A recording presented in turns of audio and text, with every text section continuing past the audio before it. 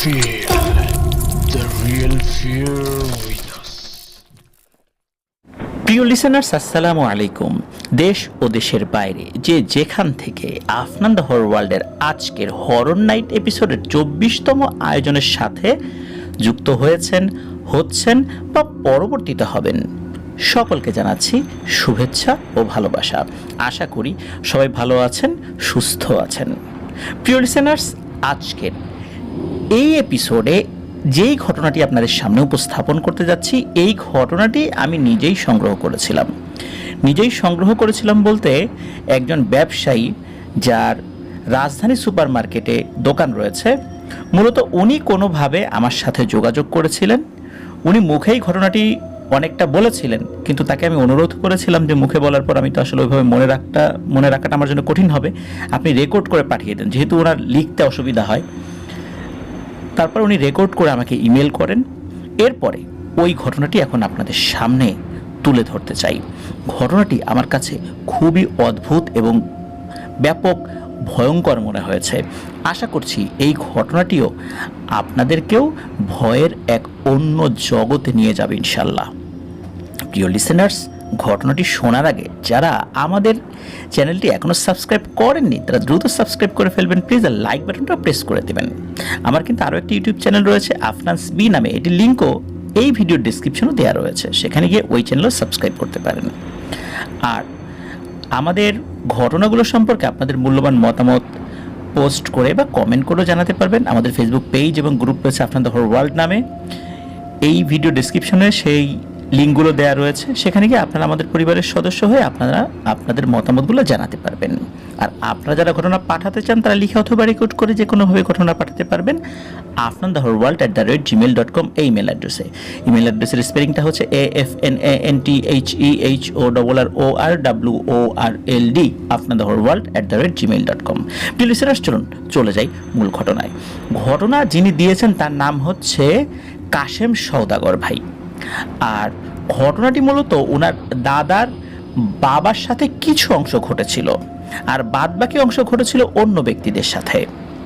তো 1947 সালে দেশভাগের পর ওনার দাদার বাবা তার সন্তানদেরকে নিয়ে চলে আসেন ত্রিপুরা থেকে, প্রথমে ঢাকার নারিন্দাতে। পরবর্তীতে ওনারা মুন্সিগঞ্জের গজারিয়ার কোনো একটি গ্রামের দিকে চলে যান। তো সঙ্গত কারণে গ্রামের নামটি বলছি না। তো শুরুতে ঢাকার নারিন্দাতে ছিলেন, এরপরে গ্রাম এলাকাতে চলে গিয়েছিলেন বিশেষ কিছু কারণে। তো সেখানেই ওনারা বেশ ভালোই বসবাস করছিলেন, কোনো সমস্যা হচ্ছিল না। একবার কি হয় যে এই যে যিনি কাশেম সওদাগর ভাই, ওনার বাবার দাদা যিনি, তো তার নাম হচ্ছে আবুল হোসেন সওদাগর। তো আবুল হোসেন সওদাগরের সন্তানরাও কিন্তু অনেকেই বড় ছিলেন আর কি। উনি ওনার বড় সন্তানদেরকে নিয়েই মানে সপরিবারই সব কিছু মিলে চলে এসেছিলেন আর কি। তো যাই হোক, ওনারও তো ওই সময় বয়স হয়ে গিয়েছিল আবুল হোসেন সওদাগর। উনি একজন ব্যবসায়ী ছিলেন, ওইখানেও মানে ত্রিপুরাতে ওনার ব্যবসা বাণিজ্য ছিল। তো দেশভাগের পরেও উনি মাঝে মাঝে ব্যবসা সংক্রান্ত কাজও ওইখানে যেতেন। তো যখন যেতেন দেখা যাচ্ছে যে 7 দিন 10 দিনের জন্য উনি চলে যেতেন। মোটামুটি 7 দিনের আগে কখনোই বাসায় ফেরা হতো না। তো উনি এক সময় গিয়েছিলেন, আবার 7-8 দিন পরে ফেরত আসছিলেন। তো ফেরত আসতে আসতে বেশ রাত হয়ে যায়, কারণ ওখানে তো আসতে কয়েকদিন সময় লাগতো। এতটা ভালো যাতায়াত ব্যবস্থা তো ওই সময় ছিল না। 47-এর পরে দেশভাগের পরে বুঝতেই পারছেন রাস্তাঘাটের অবস্থা কেমন ছিল। আর মুন্সিগঞ্জের ওই দিকে ওই সময় লঞ্চ চলতো, ট্রলার চলতো, এরকম এই টাইপের নৌযানগুলো চলাচল করতো আর কি। অধিকাংশই ছিল বৈঠা চালিত। ওই সময় এতটা ওই ইঞ্জিন চালিত নৌকার প্রচলন হয়নি আর কি। তো উনি ঢাকায় আসার পর ঢাকা থেকে ওই গজারিয়ার দিকে যাচ্ছিলেন একটা নৌকায় করে। তো অনেক সময় লেগে যায়। দিনের বেলা রওনা দিলেও, দিনে হয়তো বা উনি দুপুরের পরে রওনা দিলেও যেতে যেতে রাত প্রায় 8টা, আনুমানিক 8টা, 8:15 মতো বেজে যায়। সেখান থেকে আবার পায়ে হেঁটে বেশ খানিকটা পথ যেতে হবে, মানে উনি যেই গ্রামে বসতি স্থাপন করেছেন মূলত ওনাদেরই এক আত্মীয়ের মাধ্যমে ওইখানে চলে এসেছিলেন আর কি। তো উনি হাঁটছেন একটা মেঠো পথ আর কি। আকাশে মেঘ রয়েছে, আবার চাঁদও রয়েছে। চাঁদ এবং মেঘের লুকোচুরি হচ্ছে, কখনো চাঁদের আলোটা একটু বেশি থাকে, আবার মেঘে ঢেকে যায়। তো এভাবেই উনি পথ চলছিলেন। যখন মেঘে ঢেকে যেত তখন ওনার পথ চলতে একটু অসুবিধা হচ্ছিল, আবার যখন চাঁদের আলোটা ছড়িয়ে পড়ে চারদিকে তখন আবার ভালো করে পথ চলতে পারেন। প্রায় 1.5 থেকে 2 কিলোমিটার পথ হেঁটে তার বাড়িতে যেতে হবে। উনি যাচ্ছেন, রাস্তায় কোনো লোকজন নাই, একটা কুকুর বিড়ালও দেখা যাচ্ছে না। রাত তখন আনুমানিক 8:30, নৌকা থেকে যখন নেমেছেন, মানে নির্দিষ্ট করে বলা যায় না আসলে কয়টা বাজে, এরকম 8:30 9টা হয়তো বা এরকম হবে আর কি। আর ওই সময়ের প্রেক্ষাপটে গ্রাম অঞ্চলে রাত 8:30 9টা যে কি পরিমাণ শুনশান নীরবতা থাকতে পারে ওই সময়টাতে, তাহলে বুঝতেই পারছেন। তো উনি হেঁটে যাচ্ছেন, প্রতিমধ্যে তো কারোর সাথে ওনার দেখাও হয় নাই। হাঁটতে হাঁটতে হঠাৎ করে মনে হলো দূরে 6টা আলো এগিয়ে আসে তার দিকে। তো ওই সময় কিন্তু এক ধরনের টর্চ লাইটও মানুষ ব্যবহার করতেন। ওই সময় টর্চ লাইট যেগুলো ছিল ওগুলোর মাথাটা আবার বেশ বড় ছিল, বিশেষ এক ধরনের ব্যাটারি ব্যবহার করা হতো ওই সময়ের প্রেক্ষাপটে আর কি। তো উনি মনে করেছিলেন যে এরকম কেউ হয়তোবা টর্চ লাইট হাতে নিয়ে হেঁটে আসছে। ওই সময় গ্রামের চৌকিদার, দফাদার এরকম থাকতো যারা গ্রাম পাহারা দিতেন, মনে করেছেন ওনারাই কেউ আসছেন। তো চিন্তা করেন যাক, ভালোই হলো, পরিচিত কোনো মানুষই হবে হয়তোবা তারা, প্রতিমধ্যে একটু গল্প গুজব করে নেওয়া যাবে। তো উনি দেখছিলেন যে ওই 6টা আলো এগিয়ে আসছে। 6টা আলো যে একদম সমান্তরালভাবে এগিয়ে আসছে বিষয়টা এরকম নয়। দেখা যাচ্ছে যে দুটো আলো একটু পেছনে, আবার দুটো আলো একটু সামনে, মানে এইভাবে এলোমেলো আর কি। তবে দুটো দুটো মানে দুটো দুটো সমান্তরালভাবে আছে, মানে 2টা আলো যেদিকে যায় মানে একটা একটা একই দিকে যায়। তো উনি কি করেন, দূর থেকেই উনি চিৎকার করে ওঠেন, এই কে রে ভাই, আমি আবুল হোসেন সওদাগর, তোমরা কারা? পরিচিত কেউ আসো নাকি? থাকলে আওয়াজ দাও, তোমরা কারা? তখন এই আওয়াজ শোনার সাথে সাথে ওই আলোগুলো ওইখানেই থমকে যায়, ওখান থেকে আর আগায় না, আবার পেছায়ও না। ওই আলোগুলো দুটো দুটো মনে হচ্ছে যে ঘুরে ঘুরে অন্য দুটোর দিকে ঘোরে, আবার অন্য আর দুইটা আলোর দিকে ঘোরে। তো বিষয়টা ওনার কাছে অদ্ভুত লাগে। এরপরে কি হয়, ওই আলোগুলো সরাসরি ওনার মুখের দিকে পড়ে। স্বাভাবিকভাবেই কেউ যদি কারো মুখে টর্চ লাইটের আলো ফেলে, মানুষের মেজাজ তো একটু গরম হবেই, তাই না? মুখে আলো ফেলাটা তো আসলে ভদ্রতার মধ্যে পড়ে না। তো ওই 6টা আলোই তার মুখের দিকে পড়ে। তো উনি বলেন যে এই আমার মুখের আলো মারার কি আছে, তোমরা মুখে আলো মারছো কেন? আলো নিচে নামাও, আমি আবুল হোসেন সওদাগর, আমার চেনো না? তো এ কথা বলার পর ওই আলোগুলো একটু নেমে আসে, তার মুখ থেকে একটু নিচের দিকে নেমে আসে, মনে হলো মাথা থেকে পা পর্যন্ত খুব ভালো করে তাকে স্ক্যান করছে, মানে অবজার্ভ করছে আর কি। এরপরে ওই আলোগুলো আবার তার দিকে এগিয়ে আসতে থাকে। খানিকটা এগিয়ে আসে বলতে তখন ওই আলো এবং ওই আবুল হোসেন সওদাগরের মধ্যকার দূরত্ব ছিল বড় জোর 20 ফুট আনুমানিক, এরকম আর কি।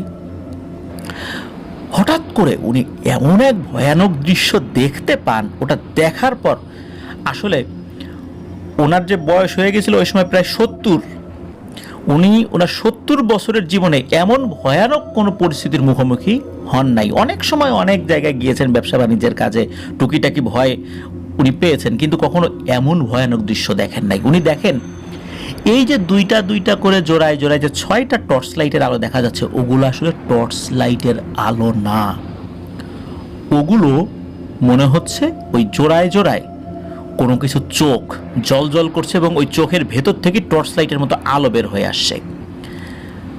এই জন্যই ওই দুটো দুটো সবসময় এক জায়গা থাকে, এক জোড়ায় থাকে, কারণ দুটো চোখ থাকলে তো ওই একটা চোখ যেদিকে যাবে আর একটা চোখ ওই দিকেই যাবে। এরপরে উনি আর একটা ভয়ানক দৃশ্য দেখতে পান। মূলত এই দৃশ্যটা দেখার পরে উনি নিশ্চিত হয়েছিলেন যে ওটা আসলে চোখ। সেটা হলো হঠাৎ করে উনি দেখতে পান সাদা সাদা দাঁত, দাঁতগুলো খুবই সুচালো, আর ওই দাঁতের উপরে লাল রক্তও লেগে আছে। আর দাঁতগুলো এত সাদা ছিল, মনে হচ্ছে কোনো এলইডি বাল্ব যদি জ্বলে ওঠে হঠাৎ করে, ওইভাবে এলইডি বাল্বগুলো জ্বলে উঠেছে, মনে হচ্ছে দাঁতগুলো এক একটা এলইডি বাল্বের মতো। আর ওটার মুখের ভেতর থেকে একটা জিহবা, লম্বা একটা জিহবা বের হয়ে আসে। এবং আমরা অনেক সময় কোনো কিছু খাওয়ার পর বা বাচ্চারা কোনো কিছু খাওয়ার পর ওই জিহবা দিয়ে দেখা যাচ্ছে ঠোঁটের আশেপাশে একটু নাড়ায়, ওই জিহবা দিয়ে ওর মুখের চারদিকে একটু নাড়াচাড়া করছে। আর আস্তে আস্তে ওই জিহবাটা এই আবুল হোসেন সওদাগরের দিকে বাড়িয়ে দেয়। মূলত ওইখানে 3টা অবয়ব ছিল। আর আরও ভয়ানক ব্যাপার হচ্ছে, এই আবুল হোসেন সওদাগর দেখেন ওইটুকু আলো বা চোখের আলো, আর যখন ওই দাঁতটা উনি দেখেছেন তখন কিছুটা অস্তিত্ব ওদের টের পান। দেখেন যে ওরা মূলত বডিবিহীন, মানে ওদের বডি নাই, শুধু বড় একটা ফুটবলের মতো মাথা রয়েছে। এই মাথাটা অনেক বড়, কিন্তু গলা, হাত, পা এরকম কিচ্ছু দেখা যাচ্ছে না। মনে হচ্ছে এই জিনিসটা শুধু মাথা সর্বস্ব একটা প্রাণী। উনি যখনই এটা দেখেছেন প্রচণ্ড জোরে দিয়েছেন এক চিৎকার। তো উনি চিৎকার দিয়েছেন, কিন্তু তখনও উনি কিন্তু জ্ঞান হারান নাই। উনি যখনই চিৎকার দিয়েছেন তখন বেশ খানিকটা দূর থেকে আরেকজন আবার চিৎকার দিয়ে বলে উঠেছে, এ রাস্তায় কে রে? তো এরকম করে চিৎকার দিয়ে উঠেছেন। মূলত যিনি চিৎকার দিয়ে দূর থেকে চিৎকার দিয়েছেন, এই রাস্তায় কে রে, উনি হলো ওই গ্রামের একজন চৌকিদার। রাত্রেবেলা উনি পাহারা দিচ্ছিলেন। তো উনিও চিৎকারের উৎস ধরে ওই দিকটাতে আসেন। উনি আসার পর ওইখানে কোনো আলো টালো বা এই টাইপের কোনো অবয়ব দেখতে পান নাই। উনি দেখেন এই আবুল হোসেন সওদাগর উনি মাটিতে শুয়ে আছেন এবং ছটফট করছে, মানে খিঁচুনি উঠে গেছে। তো মানে তখন ওনার জ্ঞান আছে। উনি দ্রুত তাকে ধরে পিঠে উঠান। এই আবুল হোসেন সওদাগর একটু চিকন মানুষ ছিলেন, হালকা মানুষ ছিলেন। আর ওই চৌকিদার উনি বেশ উঁচা লম্বা স্বাস্থ্যবান একজন মানুষ ছিলেন, যার কারণে তার শরীর শক্তিও বেশি ছিল। আর ওই চৌকিদারের বাড়িটা আবার ওইখান থেকে পাশেই ছিল। উনি এই আবুল হোসেন সওদাগরকে চিনেছেন। উনি দ্রুত পিঠে উঠিয়ে ওনার বাড়িতে নিয়ে গেছেন। তবে পিঠে ওঠার পর এই আবুল হোসেন সওদাগর জ্ঞান হারিয়ে ফেলেছিলেন। তো ওনার বাড়িতে নিয়ে যাওয়ার পর বেশ খানিকক্ষণ সেবা শুশ্রূষা করেন ওই চৌকিদার, ওনার স্ত্রী, ওনার কন্যা, ওনার ছেলে পেলে যারা আছে। এই আবুল হোসেন সওদাগরকে তো চিনতেন। ওনার আবুল হোসেন সওদাগর তো খুব বেশি দিন আসলে ওই গ্রামে আসেন নাই, তারপরও মানে তার সাথে অনেকেরই ভালো পরিচয় হয়ে গিয়েছিল আর কি। তো ওনাকে ওই রাত্রেই সেবা শুশ্রূষা করে ওনার জ্ঞান ফেরানো হয়। জ্ঞান ফেরার পর উনি ওই চৌকিদারকে বলেন যে উনি আসলে কি দেখেছেন। তো চৌকিদার বলেন যে আসলে রাতের বেলা তো এই ধরনের টুকটাক ভয়ের ঘটনা ঘটেই, তবে আপনি যেটা বললেন ইতোপূর্বে এমন ভয়ানক জিনিস এই রাস্তায় কেউ দেখেছে বলে আমি শুনি নাই। যাই হোক, সবসময় সব জিনিস যে মানুষের পরিচিতির মধ্যে দিয়ে আসবে, পরিচিতি পাওয়া কোনো ভয়ের ঘটনায় যে বারবার ঘটবে, বিষয়টা তো এরকম না। হতে পারে এরকম কোনো ব্যতিক্রম জিনিস আপনার সাথে ঘটেছে, চলেন আপনাকে বাড়িতে দিয়ে আসি। তো ওই রাত্রেই ওই চৌকিদার এবং তার 2জন ছেলে ছিল, বেশ বড় বড় ছেলে ছিল। তো এই 3জন মিলে এই আবুল হোসেন সওদাগরকে নিয়ে তার বাড়িতে দিয়ে আসেন। তো বাড়িতে যাওয়ার পর বাড়ির সদস্যদেরকে বলেন যে এই ঘটনা ঘটেছে। বাড়ির সদস্যরাও খুব ভয় পান এই কথাটা শুনে, যে এই ধরনের একটা ভয়ানক ঘটনা, এই টাইপের একটা ভয়ানক অবয়ব উনি দেখেছেন। তো রাতের বেলা ওনাকে গোসল করিয়ে ওই গ্রামের যে কিছু টোটকা চিকিৎসা আছে এই চিকিৎসাগুলো করিয়ে ওনাকে ঘরে নিয়ে যাওয়া হয়। তো পরদিন ওনার সাথে কোনো অসুস্থতা বা ওরকম জ্বর এসেছে, ওরকম শরীর খুব দুর্বল হয়ে গেছে, বিষয়টা এরকম না। তবে হ্যাঁ, পরদিন থেকে ওনার একটা সমস্যা দেখা দেয়। সেটা হলো উনি যদি সন্ধ্যার পরে কোথাও বের হতেন, ওনার মনে হতো যে উনি যদি একা থাকতেন আর কি, কোনো কারণে হয়তো বা সন্ধ্যার পরে উনি একা একা রাস্তা দিয়ে হেঁটে আসছেন, মানে এর পরদিনই যখন এই ধরনের ঘটনা ঘটছে সন্ধ্যার পরে, হঠাৎ করে মনে হলো 2-3জন লোক ওনার পেছনে ধূপধাপ করে দৌড়ে দৌড়ে আসে এবং ওনার একদম কাঁধের কাছে চলে আসে। এবং এত কাছে চলে আসে যে উনি টের পান যে এই মুহূর্তে মনে হয় এর পেছন থেকে কেউ তাকে জাপটে ধরবে বা ধাক্কা দিয়ে ফেলে দেবে। উনি ভয়ার্ত দৃষ্টিতে সাথে সাথে পেছন দিকে ঘুরে তাকালে আর কাউকে দেখতে পান না। তখন আবার একটু সামনে হাঁটেন, আবার এরকম শব্দ হয়, এরকম ধূপধাপ করে মনে হচ্ছে তার পেছনে কেউ দৌড়ে আসে, এখনই তাকে ধরে ফেলবে বা জাপটে ধরবে। তো উনি পেছন দিকে তাকালে কাউকে দেখতে পান না। তো এই ধরনের সমস্যা ওনার সাথে সৃষ্টি হয়। তো উনি এইটার জন্য একজন ভালো হুজুরের কাছে গিয়েছিলেন। তো হুজুর কিছু ঝাড়ফুঁক করে দেন। হুজুর বলেন যে হ্যাঁ, কিছু দুষ্টু জিনের আসর আপনার উপর পড়েছে, যার করে এরকম হচ্ছে, এটা আস্তে আস্তে ঠিক হয়ে যাবে। তো এইখানে এই জায়গাটা একটু স্থগিত রাখি প্রিয় লিসেনার্স। এবার আসুন আমরা চলে যাই আর একটা পার্টে এই ঘটনারই। সেটা হচ্ছে যে এই যেই ব্যাপারটা উনি যেটা দেখেছিলেন, এই আবুল হোসেন সওদাগর দাদু উনি যেটা দেখেছিলেন, এই ঘটনার পর প্রায় 1 মাস কেটে যায়। 1 মাস পর একদিন রাতের বেলা যেটা হয় সেটা হলো যে ওই রাত্রে আবার বেশ একটু বৃষ্টিও হয়েছিল। তো এক ব্যক্তি ওনার অনেকগুলো গরু ছিল, উনি করতো কি ওই গরুগুলো বিভিন্ন জায়গায় খুঁটি গেড়ে দিয়ে আসতেন আর কি। তো হয়েছিল কি যে উনি সন্ধ্যার আগে ওনার সবগুলো গরু নিয়ে আসতে পারলেও একটা গরু কোনো কারণে মনের ভুলে, অন্য কোনো ব্যস্ততায় উনি ভুলে গিয়েছিলেন, অন্য কোনো পেরেশানি ছিল হয়তো বা, যার কারণে ওনার আসলে ওই সময় মনে ছিল না। তো উনি একটা গরু ভুল করে মাঠেই রেখে চলে আসেন। তো সন্ধ্যার পর ওনার স্ত্রী আবার ওনাকে বলছেন যে এই কী ব্যাপার, গোয়ালে গরু একটা কম। তখন ওনার মনে পড়ে, আরে তাই তো, আমি তো একটা গরু রেখে আসছি। তখন আবার ওই যে বৃষ্টি শুরু হয়েছে, উনি চিন্তা করলেন যে কোন গরুটা যে কম আমি বুঝতে পেরেছি, আর ওটা কোন জায়গায় বেঁধে আসছি সেটা আমি জানি। তো এই বৃষ্টিটা দেখে মনে হচ্ছে এখনই চলে যাবে, তা বৃষ্টিটা একটু কমুক তারপর আমি গিয়ে নিয়ে আসি। তো উনি বৃষ্টি কমার জন্য অপেক্ষা করছেন। তো ওনার আইডিয়া অনুযায়ী কিছুক্ষণ পর বৃষ্টি থেমেও যায়। তো উনি যেখানে গরুটা বেঁধে রেখে এসেছেন ওইখানে যান। যাওয়ার পর ওই গরুটা কোথাও উনি আর দেখতে পাচ্ছেন না। উনি চিন্তা করেছেন গরুটা হয়তোবা বৃষ্টির কারণে হয়তোবা ছোটাছুটি করতে গিয়ে দড়ি ছিঁড়ে কোথাও চলে গিয়েছে। উনি দেখেন যে গরুটা যেখানে বেঁধে রেখেছিলেন, ওই যে খুঁটিটা যেটা মাটির সাথে উনি গেড়ে রেখেছিলেন, দড়িটা যেটা এই খুঁটিটার সাথে বাঁধা ছিল, খুঁটিটা ওখানে আছে, দড়িটা ছেঁড়া। উনি চিন্তা করলেন যে এটাই হবে, গরুটা চলে গিয়েছে, এখন হয়তো বাড়িতে আমি যদি ফিরে যাই তখন গরুটা দেখতে পাবো। তো উনি আর আশেপাশে না খুঁজে উনি বাড়িতে ফেরত যান। তো বাড়িতে ফেরত গিয়ে উনি তো আর গরু কোথাও দেখতে পান না, যে না গরুটা তো বাড়িতে ফেরত আসে নাই। অনেক সময় গরুটা এমনি এমনি বাড়িতে ফেরত আসতো। এরপর ওই ব্যক্তি আর ওনার একটা ছেলে ছিল বাড়িতে, তো দুইজন মিলে ওই গরুটা আবার খোঁজার জন্য বাইরে বের হয়ে পড়েন। তখন ওই ছেলেটা বলে, আব্বা চলো তো যেখানে গরুটা বাঁধা ছিল ওইখানটাতে আবার যাই। বলে ওইখানে তো নাই, আমি তো দেখে আসছি। বলে অনেক সময় গরু ঘুরে ঘুরে ওই জায়গায় আবার চলেও আসে। তো ওনারা অন্য কোনো দিকে যাওয়ার আগে ওই জায়গাটাতে যান। ওই জায়গাতে যাওয়ার পর দেখেন যে গরুটা নাই। তো আর একটা পথ দিয়ে ওনারা যখন যাওয়া শুরু করেছেন, হঠাৎ করে ওই ব্যক্তির ছেলেটা তাকে বলে, আব্বা দেখো তো এটা কিসের হাড় দেখা যায়। তখন ওই ব্যক্তি তাকিয়ে দেখেন, আরে এগুলো তো গরুর হাড়। আর এই হাড়গুলো এমন ছিল, কোনো গরু জবেহ করার পর হাড়গুলো থেকে যখন মাংসগুলো পরিপূর্ণভাবে আলাদা করা হয়, তখন কিন্তু ওই হাড়গুলোর সাথে তাজা রক্ত লেগে থাকে, বিভিন্ন শিরাগুলো তখনও কিন্তু লেগে থাকে, লাল লাল দেখা যায়। মনে হচ্ছে একদম ওই টাইপের হাড়, মাত্র হাড়গুলো থেকে মাংস আলাদা করে ফেলা হয়েছে, একদম তাজা হাড়। এই দৃশ্য দেখার পর উনি প্রচণ্ড ভয় পান এবং দুঃখও পান। উনি মনে করেন যে আমার গরুর সাথে নিশ্চয়ই ভয়ানক কিছু হয়েছে। এরপর ওনারা দেখেন আশেপাশে বেশ কিছু জায়গা জুড়ে গরুর হাড় ছড়ানো ছিটানো, এমনকি গরুর মাথাটাও পড়ে আছে, কিন্তু মাথার উপরে চামড়া নাই। মনে হচ্ছে ওই মাথার ভেতরের বিভিন্ন অংশগুলো একদম খেয়ে ফেলা হয়েছে। আর কিছু কিছু হাড় যেগুলো গুঁড়ো গুঁড়ো হওয়া, মানে হচ্ছে কোনো ধারালো দাঁত দিয়ে কামড় দিয়ে ওই হাড়গুলো গুঁড়ো গুঁড়ো করে ফেলেছে।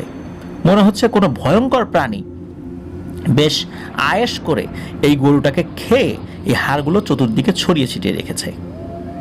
এমনকি চামড়াটাও দেখা যাচ্ছে না, শুধু হাড়গুলো দেখা যাচ্ছে। উনি এই দৃশ্য দেখার পর ভয় তো পেয়েছে, দুঃখও পান এই কারণে যে কে এই কাজটা করলো। কোনো হিংস্র প্রাণী এত দ্রুত এরকম একটা আস্ত গরু এত ভালোভাবে খেয়ে ফেলবে। হিংস্র প্রাণী খেলেও আশেপাশে কিছু মাংসের ছিটে ফোঁটা তো পড়ে থাকে, কিছুই নাই, চামড়াটাও নাই। তাহলে এই কাজটা কে করলো? তো তখন তো আসলে বেশি রাত হয় নাই। উনি দ্রুত ওই চকিদারের বাড়িতে যান। চকিদারের বাড়িতে উনি চিনতেন। যাওয়ার পরে বলেন যে আমার গরু যেন কে ধরে জবাই করে এরকম মাংস নিয়ে চলে গেছে, হাড়গুলো ছড়াই ছিটাই রেখে গেছে। চৌকিদার বলে, না তো আমাদের গ্রামে এরকম কোনো লোকজন নাই যে এইভাবে আর একজনের গরু নিয়ে জবাই করে খেয়ে ফেলবে, আর এই টাইপের দুষ্টু ছেলেপেলেও তো আমাদের এখানে নাই, তোমার কোথাও ভুল হচ্ছে, চলো তো ওই জায়গাতে যাই। তো উনি ওই জায়গায় যান, চৌকিদার এসে চৌকিদার কিছু একটা ভাবার পরে বলেন, আমার মনে হচ্ছে এটা কোনো মানুষের কাজ না, হয় কোনো হিংস্র প্রাণীর কাজ, না হলেও কোনো দুষ্টু পিশাচের কাজ হবে। আমাদের গ্রামের কোনো মানুষ এই কাজ করবে এটা আমার বিশ্বাসই হয় না, এই টাইপের কোনো লোক নাই, এটা আমি তোমাকে নিশ্চয়তা দিচ্ছি, কিন্তু কে এই কাজটা করলো এটা তো আমাদেরকে বের করতে হবে। এখন ওই লোক তো কিছুতেই মানে না, যে না এটা তুমি কোনো চোরকে বাঁচানোর জন্য এই সমস্ত কথাবার্তা বলতেছো, আগামীকালকে গ্রামে সালিশ হোক, সালিশ আমি বিষয়টা তুলব।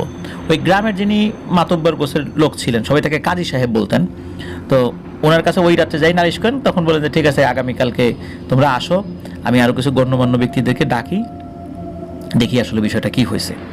তখন সকালবেলা ডাকা হয়, সন্দেহভাজন যারা একটু দুষ্টু প্রকৃতির এদেরকেও ডাকা হয়। তখন এরা বলে যে না তো আমরা দুষ্টু হইতে পারি, কিন্তু আমাদের গ্রামেরই কোনো ভাইয়ের গরু ধরে আমরা খাবো এটা হইতে পারে না।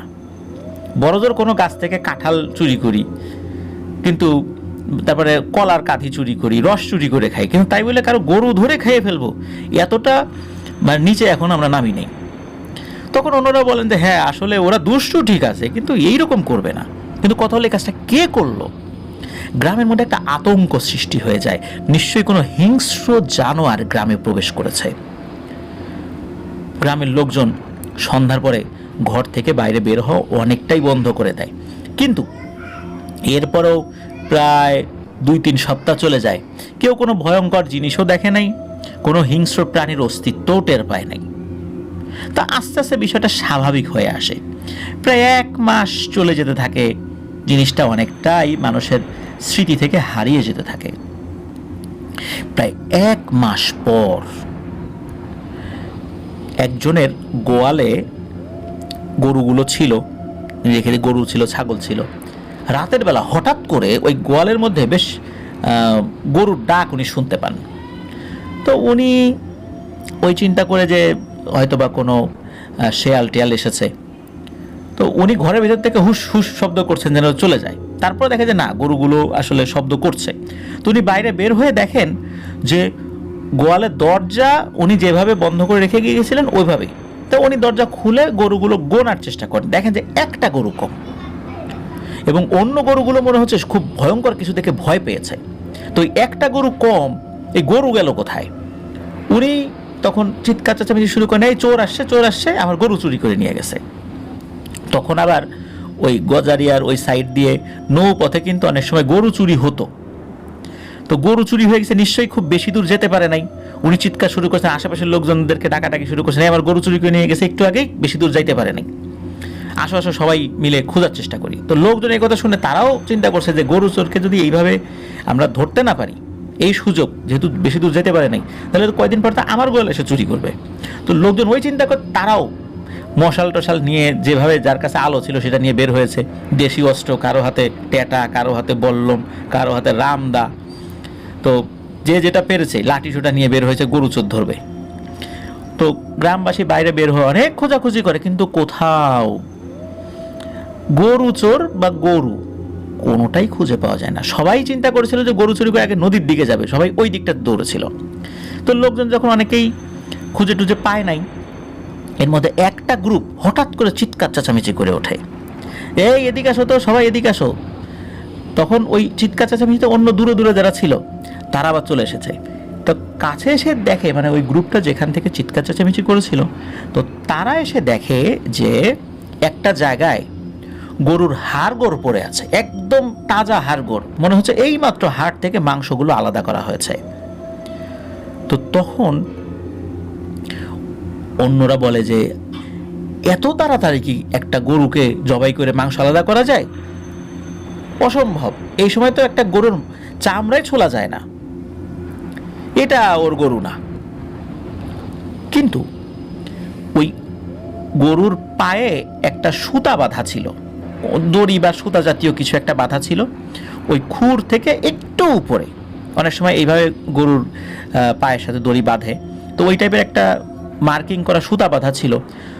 তো যার গরু, উনি ওই সময় চলে এসেছিলেন, ওই গরুর খুরের একটা অংশ উনি পাশে দেখতে পান। উনি খুরের সাথে ওই সুতাটা দেখতে পেয়ে বলেন যে আরে না, এইটাই আমার গরু, আমার গরুকেই এই জিনিস কোনো কিছু একটা এরকম করেছে। তখন মানুষজন আবার আতঙ্কিত হয় যে ওই ভয়ানক প্রাণীটা আবার ফেরত এসেছে। কিন্তু আসলে এই জিনিসটা কি কি প্রাণী হঠাৎ হঠাৎ আসে? তো লোকজন এটা নিয়ে ব্যাপক আলোচনা করে, কিন্তু সমাধান কি? রাতের বেলা অনেক সময় পাহারাও দিয়েছে, কয়েক সপ্তাহ পাহারা দিয়েছে, না এই টাইপের কোনো প্রাণীর অস্তিত্ব তারা দেখতে পান নাই। তো ওনারা চিন্তা করেন যে এটা কোনো পিশাচের কাজ হবে, কিন্তু আসলে কি পিশাচ এই বিষয়ে আসলে কেউ নিশ্চিত হতে পারছিলেন না। আর এই বিষয়ে তারা ওই রকমভাবে কোনো কবিরাজের কাছে জানো নাই, আর কবিরাজের কাছে যে যতটুকু তথ্য নেওয়ার চেষ্টা করেছেন কবিরাজরাও তেমন কিছু বলতে পারেন নাই। এই ঘটনারও প্রায় 1-1.5 মাস পরে আরও একটি ঘটনা ঘটে। সেটি হলো ওই গ্রামের আরেকজন ব্যক্তি ঢাকা থেকে ফিরছিলেন। তো ফেরার পর উনি, ওই সময় রাত হয়ে গিয়েছিল, ওই সময় চাঁদের আলো ছিল বেশ ভালোই। তো চাঁদের আলোতে উনি হেঁটে আসছিলেন। তো উনি অবশ্য একা ছিলেন না, ওনারা দুজন ছিলেন। তো ওনারা একটা মাঠের পাশ দিয়ে হেঁটে আসছিলেন, রাস্তাটা মেঠো পথ আর কি। তো হেঁটে আসার সময় হঠাৎ করে কটমট কটমট আওয়াজ হচ্ছে, আবার চপচপ আওয়াজ হচ্ছে, মানে হাড় চিবড়ে যেরকম কটর মটর আওয়াজ হয় ওরকম শব্দ, আবার কেউ যদি কাঁচা মাংস খেতে থাকে একদম চপচপ আওয়াজ হয় ওরকমও আওয়াজ হচ্ছে। তো ওনারা চিন্তা করেন কী ব্যাপার, এই শব্দ কোথা থেকে আসে। তো ওনারা দুজনের মধ্যে একজন আবার বলে ওঠে, এই কেরে মাঠের ভিতরে, কারা, কি করিস তোরা? তো যারা ছিলেন ওনারা একটু বয়স্ক মানুষ ছিলেন, তো ওনারা ওই দুই তুকারি করে বলে উঠেছিলেন আর কি। তখন হঠাৎ করে কি হয়, 6টা টর্চ লাইটের মতো আলো তাদের দিকে জ্বলে ওঠে, হঠাৎ করে জ্বলে ওঠে। আর জ্বলে ওঠার পরপরই ওনারা দেখতে পান ওই যে সুচালো দাঁতের ভেতর থেকে জিহবা বের হয়ে আসছে, লম্বা দাঁতগুলো এলইডি বাল্বের মতো জ্বলছে। আর তখন তাদের মাথার একটা অবয়ব তারা দেখতে পান, বিশাল আকৃতির গোলাকৃতির একটা মাথা, আর ওই যেগুলো লাইটের মতো জ্বলছে ওগুলো হচ্ছে চোখ। এইটা দেখার পর ওনারা তো প্রচন্ড জোরে চিৎকার দিয়ে ওঠেন, ও বাবা গো, মা গো, মরে গেলাম, এইটা কি রে, এই বলে ওনারা তো দৌড় শুরু করেছে। তো ওনারা তো চিৎকার করতে করতে দৌড়াচ্ছে, একই দিকে দুইজন দৌড়াচ্ছে, তবে রাস্তা ধরে দৌড়েছে ওনারা, রাস্তা থেকে বিচ্যুত হন নাই। তো রাস্তা থেকে বেশ খানিকটা দৌড়ে এগিয়ে গিয়ে একটা বাড়ির সামনে হুমড়ি খেয়ে পড়েছে, ওই বাড়ির লোকজনকে ডেকে তুলেছে। তখন লোকজন জিজ্ঞেস করে কী হয়েছে, বলে যে আমরা তো এরকম একটা ভয়ঙ্কর জিনিস দেখলাম। তখন আশেপাশের আরও লোকজনদেরকে ডেকে আনা হয়েছে, তারা মশাল টশাল নিয়ে ওইদিকে গিয়েছে। ওইদিকে যাওয়ার পরে দেখে যে ওখানে কোনো প্রাণীর অস্তিত্ব নাই, তবে ওখানে কোনো একটা গবাদি পশুকে খেয়ে, মানে আধা খাওয়া অবস্থা আর কি, পুরোপুরি খেতে পারে নাই, আধা খাওয়া অবস্থায় তারা কোনো কিছু ফেলে রেখে গেছে। তখন গ্রামবাসী বুঝতে পারে যে এই যে প্রাণীগুলোকে খেয়ে ফেলা হচ্ছিল প্রায় 1-1.5 মাসের ব্যবধানে, এগুলো মূলত এই কিছু দুষ্টু পিশাচের কাজ। এগুলো নিয়ে যখন ব্যাপক আলোচনার সৃষ্টি হয়, তখন এই যে আবুল হোসেন সওদাগর যিনি, তো উনিও বলেন যে আমি তো রাতের বেলা প্রথমবার এই জিনিসটা দেখছি, তখন আমি দেখে ভয়ে অনেকটা অজ্ঞানী হয়ে গেছিলাম। পরে ওই যে চৌকিদার আমাকে পরে তার বাড়িতে সেবা শুশ্রূষা করে আমাকে বাসায় দিয়ে যায়, এরপর তো আমি জিনিসটা দেখি নাই। তো কেন যেন মনে হয়েছে এইগুলো খুব রাক্ষস প্রজাতির কোনো পিশাচ জিন, না হলে তো এইভাবে কোনো একটা গরু ছাগল মহিষ এরকম খেয়ে ফেলবে, এটা তো হইতে পারে না। এখন এটা সমাধান তো করার দরকার। এই গ্রামেই বা হঠাৎ করে কেন এই ধরনের সমস্যার সৃষ্টি হলো? গ্রামের 100 বছরেরও বেশি বয়স্ক যারা আছেন তারা বলেন যে কখনো তো এই টাইপের ঘটনা এই গ্রামে আগে ঘটেছে বলে শুনি নাই। তখন একজন ভালো কবিরাজের কাছে ওনারা যান, গ্রামবাসীদের মধ্যে থেকে বেশ কয়েকজন গণ্যমান্য ব্যক্তিরা ভালো একজন কবিরাজের কাছে যান। তো কবিরাজ বলেন যে দেখি এই জিনগুলোকে হাজির করি, একটাকে হাজির করি, একজন তুলা রাশির লোকের উপরে এটা হাজির করতে হবে। তো যেদিন যান বলেন যে ঠিক আছে, গ্রামের যিনি মাতুব্বর তার উঠোনে বসেই এই হাজিরাটা করা হবে। তুলা রাশির একজন লোককে নিয়ে আসা হয়। তো চারদিকে একটা গোল বৃত্ত করে ওই বৃত্তের মধ্যে তুলা রাশির লোকটাকে বসান। ওই তুলা রাশির লোকের উপরেও অনেকবারও ওই কবিরাজ নাকি জিন হাজির করিয়েছেন। তো কবিরাজ তো ট্রিটমেন্ট, বিশেষ করে এই জিন হাজিরের যে প্রক্রিয়া, যে ট্রিটমেন্ট, এটা উনি শুরু করেছেন। তো অনেকক্ষণ করছেন, কোনো লাভ হয় না। উৎসুক জনতাও বসে আছে যে কবিরাজ এই তুলা রাশির লোকের উপর জিন হাজির করবে। তো অনেকক্ষণ চেষ্টা করছে, হয় না। হঠাৎ করে মনে হলো কোন একটা দমকা বাতাস দূর থেকে আসছে। তো বাতাসটা এসে ওই বাড়ির যে গাছ, ওই গাছ, দুটো গাছের মাঝখান দিয়ে যে আসলো, এটা অনেকেই বুঝতে পেরেছে। এসে কি করলো, ওই বৃত্তের চারদিকে একটু ঘুরলো। ঘোরার পর হঠাৎ করে ওই তুলা রাশির যে লোকটা, সে প্রচন্ড জোরে এক চিৎকার দিল। এরপরে ওই তুলা রাশির লোকটা অজ্ঞান হয়ে পড়ে গেল। আর ওই বাতাসটাও এরপরে যেদিক দিয়ে এসেছিল সেদিক দিয়েই চলে গেল। লোকজন ওই তুলা রাশির লোকের কাছে গেল যে কি হলো। সকলে মনে করেছিল উনি আসলে জ্ঞান হারিয়ে পড়েছেন আর কি। কিন্তু দেখা গেল না, উনি জ্ঞান হারান নাই, উনি মারা গিয়েছেন। তো এরকম একটা নিরীহ মানুষ কোনো দোষ ছাড়াই হঠাৎ করে এইভাবে মারা গেলেন, এটা সকলের ভেতরে একটা শোকের ছায়া নেমে আসে। এই প্রথম কোনো মানুষ মারা যাওয়ার ঘটনা ঘটলো, তাও এই জিন হাজির করাতে গিয়ে। সাধারণত কোনো মানুষের উপর যদি জিন হাজির করানো হয়, মানুষ মারা যায় না, কিন্তু এই লোকটা মারাই গেল, অথচ তার উপর জিন হাজিরও হয় নাই। ওই বৃত্তের চারদিকে মনে হলো একটা বাতাস ঘুরলো কয়েকবার, এরপরে এই ঘটনা, তারপরে বাতাসটা চলেও গেল। তখন ওই কবিরাজ বুঝতে পারলেন এটা কোনো সাধারণ পিশাচ শ্রেণীর জিন নয়, এটা খুবই ভয়ানক রাক্ষস শ্রেণীর জিন, আর এটাকে হাজির করাটা এতটা সহজ হবে না। তখন ওই কবিরাজ ওই তুলা রাশির পরিবারের ওই ব্যক্তির, যিনি মারা গিয়েছেন, তাদের কাছে ক্ষমা চাইলেন। আসলে ক্ষমা করে কি হবে, যে চলে যাও সে তো চলেই গেছে। সেই পরিবারের শোকের ছায়া নেমে আসে। এখন লোকজনের মধ্যে কিন্তু ভয়ানক একটা আতঙ্ক বিরাজ করছে যে এমন ভয়ানক একটা জিনিস হঠাৎ করে গ্রামের উপর সওয়ার হয়েছে, এর থেকে মুক্তির উপায় কি? তখন ওই কবিরাজ উনি পরামর্শ দেন যে তার পরিচিত খুব ভালো একজন হুজুর আছে, খুবই আল্লাহওয়ালা মানুষ, ওনার কাছে অনেক ভালো ভালো জিন আসে। মূলত ওই জিনদের সম্পর্কে তথ্য সংগ্রহ করতে হবে, যে এরা আসলে কারা, কেন এখানে এসছে, কি তাদের উদ্দেশ্য। তো ওই কবিরাজ নিজেই সে হুজুরের কাছে যান, সব বিষয় খুলে বলেন। তো হুজুর তার অনুগত কিছু জিনদেরকে এই বিষয়ে তথ্য সংগ্রহ করতে বলেন।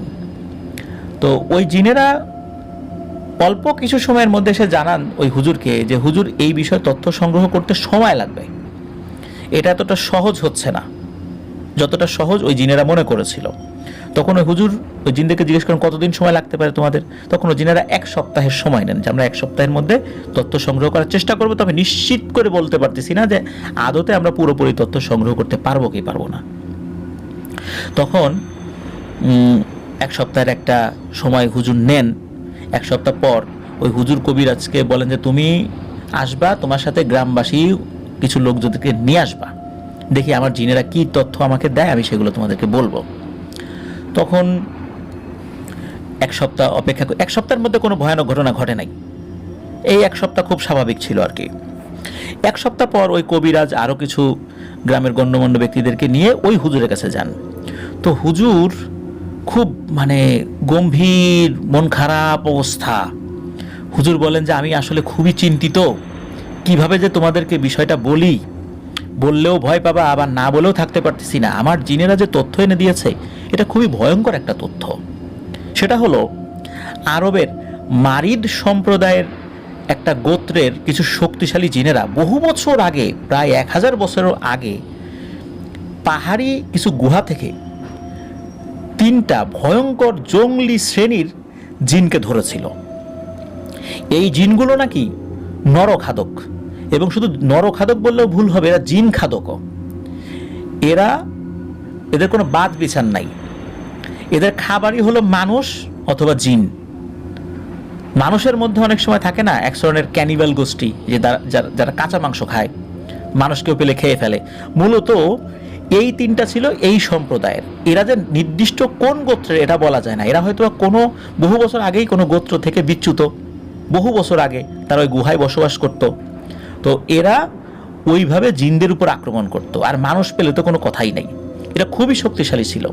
এই মারিদ সম্প্রদায়ের জিনেরা তারা এই তিনটাকে অনেক কষ্টে আটক করেছিল।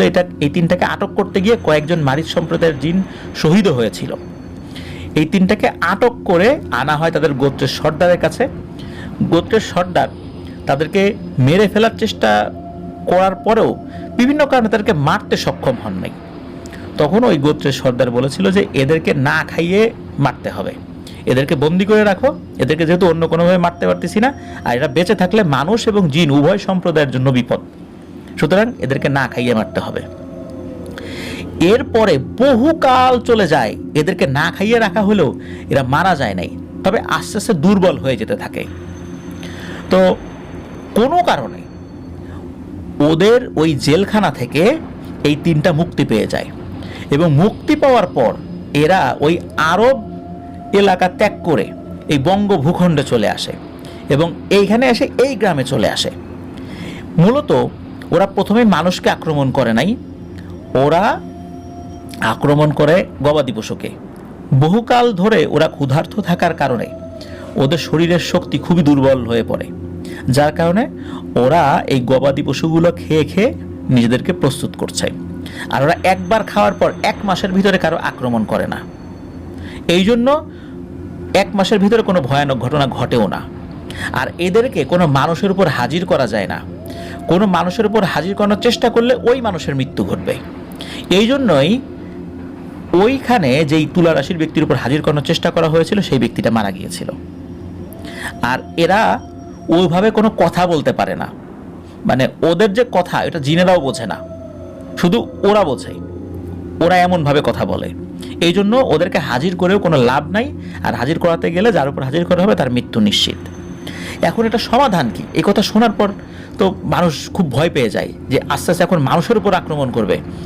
তখন এই হুজুর বলেন যে আমার 2 ছাত্র জিনকে, যেই মারিদ গোত্রের জিনেরা ওই 3টা জিনকে আটক রেখেছিল, তাদের কাছে খবর পাঠানোর জন্য বলেছি যে ওই 3 জন এইখানে এসে এই গ্রামে তাণ্ডব শুরু করেছে। কারণ অন্য জিনেরা এদেরকে আটক করতে পারবে না। মারিদ শ্রেণীর জিনেরা অত্যন্ত শক্তিশালী এবং বিশালদেহী হয়ে থাকে, ওরাই শুধু এই 3টাকে আটক করতে পারবে। আর ওরা যদি ইতোমধ্যে কোনো মানুষকে খেয়ে ফেলা শুরু করে তখন ওদের শরীরের শক্তি আরও অনেক বেড়ে যাবে, তখন ওই মারিদরাও ওই 3টাকে আটক করতে গেলে অনেক সমস্যা হবে। কারণ আরবে দেখা যাচ্ছে যে মরুভূমি, তারপর পাহাড়, ওখানে গাছপালা কম, মনুষ্য বসতি নাই, ওইখানে যুদ্ধ করে ওদেরকে আটক করা সহজ। কিন্তু এইখানে প্রচুর গাছপালা, অনেক মানুষের বসতি আছে, এইখানে মারিদ শ্রেণীর জিনেরা ওদের সাথে যুদ্ধ করে আটক করতে গেলে অনেক ঘর বাড়ি, গাছপালা, এমনকি মানুষের প্রাণহানি হতে পারে। যার কারণে ওরা কিভাবে যে এই 3টাকে আটক করবে বা ওদের 3 জনের বিষয়ে কী সিদ্ধান্ত নেবে এখনো বলা যাচ্ছে না। তো এই জিনিসটা ওই হুজুর সকলকে অবহিত করেন, বলেন যে আমি নিজেও খুব চিন্তিত যে কিভাবে এই সমস্যার সমাধান হবে, তবে আশা করছি ইনশাল্লাহ সমস্যার সমাধান হবে। তো ওনার ওই 2 জন ছাত্র তারা যখন ওই মারিদ সম্প্রদায়ের কাছে নাকি গিয়েছিলেন, তো যাওয়ার পরে মারিদ শ্রেণীর যারা জিনেরা ছিলেন তারা এটা শুনে অবাক হয়েছে যে এই আরব ভূখণ্ড থেকে চলে গেছে এই বঙ্গ ভূখণ্ডে, এইখানে এসে তাণ্ডব চালাচ্ছে। তখন ওই সর্দারের অনুগত সেনাবাহিনীর প্রায় সব সদস্যদেরকে নির্দেশ দেন যে কোনো মূল্যে ওই 3টাকে জীবিত অথবা মৃত, যেহেতু এতদিনে মারতে পারি নাই, এখন মারা যাবে বলে মনে হচ্ছে না, কিন্তু ওদেরকে যে কোনো মূল্যে ধরে নিয়ে আসো। ধরে নিয়ে আসার পরে কি করা যাবে সেটা পরে দেখব। তখন ওই 2 জন ছাত্রের সাথে বিশাল মারিদ একটা সেনাবাহিনী চলে আসে। এখানে চলে আসার পর প্রথমে ওই হুজুরের কাছে গিয়েছিলেন। হুজুরের কাছে বলেন যে আপনার এলাকায় যে জিনেরা আছে, এই জিনগুলোর যিনি সর্দার, তাকে একটু ডাকেন, তাকে আমরা সালাম জানাবো। তখন ওই হুজুর নাকি ওই এলাকার জিনদের যিনি সর্দার তাকে ডাকেন, বলেন যে আপনারা আমাদেরকে সহযোগিতা করুন, আপনারা পেছনে থাকবেন, আমরাই যা কাজ করার করব। মূলত আপনারা এই এলাকার সব কিছু চেনেন, যদি কখনো কোনো সমস্যায় পড়ি আপনারা আমাদেরকে সহযোগিতা করবেন। তখন ওই সর্দার উনি বলেন যে ইতোমধ্যে তার জিনেরাও খবর দিয়েছে যে এই টাইপের ভয়ঙ্কর 3টা জিন এই এলাকায় এসেছে, কিন্তু অন্য কোনো জিনদের এখনও তারা ক্ষতি করে নাই, এই জন্য তারা চুপ হয়েছিল। কিন্তু অন্যান্য তথ্য যখন ওই জিনও পেল, ওই সর্দার পেল, তখন উনিও বলেন যে ঠিক আছে, আমরাও সর্বোচ্চভাবে চেষ্টা করব ওই 3টা জিনকে আটক করার জন্য।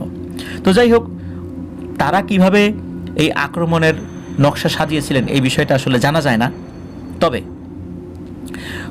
ওই যেই হুজুর উনি বলেছিলেন যে আপনারা কবে আক্রমণ করতে চান, তখন ওই মারিচ শ্রেণীর জিনেরা বলেছিলেন যে আমরা এখনও নিশ্চিত না, আমরা সুযোগ বুঝে আক্রমণ করব, তবে ওই 3টার একটা দফা রফা করেই এখান থেকে আমরা যাব। তবে আপনি ওই এলাকার লোকদেরকে বলে দেন অবশ্যই সন্ধ্যার পরে, খুব জরুরি দরকার ছাড়া কেউ যেন বাইরে বের না হয়, তাহলে কিন্তু সমস্যা হতে পারে। আর বড় কোণের মাঠে যেন কেউ না যায়, আর গরু ছাগল অবশ্যই সন্ধ্যার আগে তারা যেন বাড়িতে ফেরত নিয়ে আসে, কারণ ওরা এই জিনিসটা খেলে ওরা আরও শক্তিশালী হয়ে যাবে, তখন ওদের সাথে আমরা যুদ্ধ করে পেরে উঠব না। তখন মোটামুটি 1 দিন 2 দিন হয়ে যায়। এরপরে এক রাত্রে প্রচণ্ড চিৎকার চেঁচামেচি অনেকে শুনেছিলেন। চিৎকারগুলো এরকম ছিল যে অনেক সময় যদি দেখা যাচ্ছে যে ওই কোনো একটা প্রাণী যদি চি চি শব্দ করে প্রচণ্ড জোরে তীক্ষ্ণভাবে, একদম মাথার মধ্যে এসে লাগে, মাথা ব্যথা হয়ে যায়, ওই রকম প্রচণ্ড জোরে চি চি শব্দ হচ্ছে, মনে হচ্ছে কোনো একটা ফাঁকা মাঠের ভিতর থেকে আসছে। তো একসাথে এরকম চি চি শব্দ হচ্ছে আর কি। গ্রামের মানুষরা অতিষ্ঠ হয়ে গিয়েছিল যে এমন ভয়ানক শব্দ কোথা থেকে আসে। তো অনেকক্ষণ ধরে এরকম চলার পরে এই জিনিসটা থেমে যায়। থেমে যাওয়ার পর এরপরে একদম শুনশান নীরবতা। তারপরে ওই পীর সাহেব হুজুর পরের দিন উনি ওই গ্রামবাসীদের কাছে একজন লোক মারফত খবর পাঠান যে সমস্যার সমাধান হয়েছে। ওই মারিচ সম্প্রদায়ের জিনেরা ওই 3টা ওই রাক্ষস শ্রেণীর জিনকে ধরে নিয়ে যেতে সক্ষম হয়েছে। আর ধরে শুধু নিয়ে গিয়েছে তা বিষয়টা এরকম না, ওই 3টাকে নাকি আরব সাগরের গভীরে বন্দি করে রেখেছে, এবং ওইখান থেকে নাকি ওরা আর কখনোই উপরে উঠে আসতে পারবে না, কারণ ওরা নাকি পানির নিচে ওদের কোনো সক্ষমতা দেখাতে পারে না, ওরা শুধু মানে স্থলভাগে সক্ষমতা দেখাতে পারে। যেখানে রাখা হয়েছে ওখান থেকে ওরা কখনোই আর বের হতে পারবে না, আর ওদেরকে হত্যা করাটাও সম্ভব হয়নি, শুধু বন্দি করে রাখা সম্ভব হয়েছে। আর এরা মানুষ এবং জিন উভয় সম্প্রদায়ের জন্য মারাত্মক বিপজ্জনক। তো এইভাবে সমস্যার সমাধান হয়েছিল। আল্লাহর অশেষ রহমতে কোনো মানুষের উপর এই জিনিসটা আক্রমণ করেনি, তবে মানুষের প্রাণহানির মধ্যে ওই একজন ব্যক্তিরই প্রাণহানি হয়েছিল। আর এই যে আবুল হোসেন সওদাগর দাদা যিনি, উনি মূলত পরবর্তীতে পুঙ্খানুপুঙ্খভাবে এই ঘটনাটি অনেককে বলেছিলেন আর কি, যে তার সাথে মানে উনি তো এই বিষয়টাকে অবলোকন করেছিলেন। তারপর তো এই সমস্যা যেটা মোটামুটি 3-4 মাস স্থায়ী ছিল আর কি, পুরোপুরি মানে সমাধান হতে আর কি। তো এই যে আবুল হোসেন সওদাগর দাদা, ওনার ওই যে একটা সমস্যার কথা প্রিয় লিসেনার্স আমি বলেছিলাম শুরুর দিকে, যে ওনার কাছে মনে হতো পেছন থেকে এই জিনিসটা কোনো একটা জিনিস ওনাকে জাপটে ধরতে আসছে। মূলত এইটা ওই যে ওই 3টা জিন এটা করতো না, মূলত ওনার পেছনে অন্য কিছু দুষ্টু জিন লেগেছিল। ওরা আসলে ওই রকম ক্ষতি করার উদ্দেশ্যে না, ওনার সাথে মজা করতো, ইচ্ছাকৃতভাবে ভয় দেখাতো। এটা পরবর্তীতে ঝাড়ফুঁকের মাধ্যমে সমাপ্ত হলেও ওনার এই সমস্যাটা যেত না।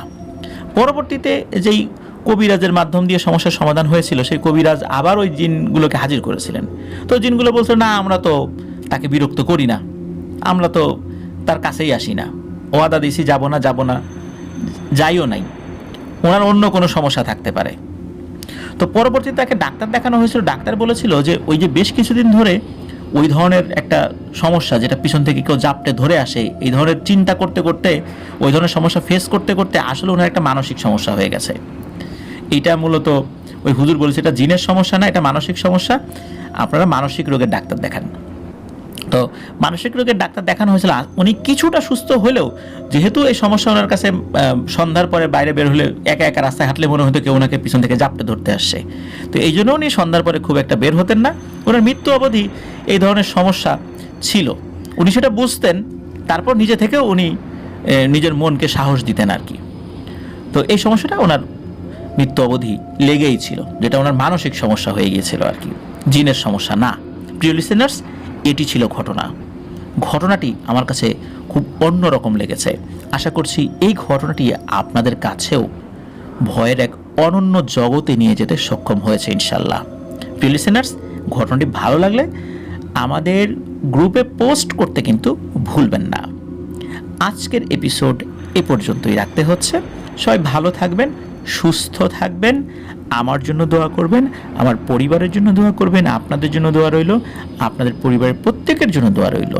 মহান আল্লাহ সুবহানাহু ওয়া তাআলা আমাদেরকে ভালো রাখুন, সুস্থ রাখুন, নিরাপদে রাখুন, আফনান দ্য হরর ওয়ার্ল্ডের সাথে রাখুন। আসছে সোমবার অমীমাংসিত রহস্যের আরও একটি এপিসোড নিয়ে আপনাদের সামনে হাজির হচ্ছি। এপিসোডটি শোনার আমন্ত্রণ জানিয়ে বিদায় নিচ্ছি। আসসালামু আলাইকুম। প্রিয় লিসেনার্স, আসসালামু আলাইকুম।